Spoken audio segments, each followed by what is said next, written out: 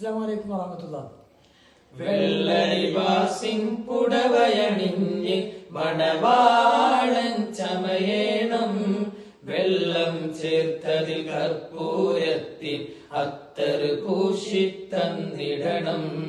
ആറുകാൽ തേരിലേറി തോഴരുമൊത്തെടും നല്ലേണം, ആരവമായി കനിമത്തിൻ മാധുരിയൊന്ന് മുഴങ്ങേണം.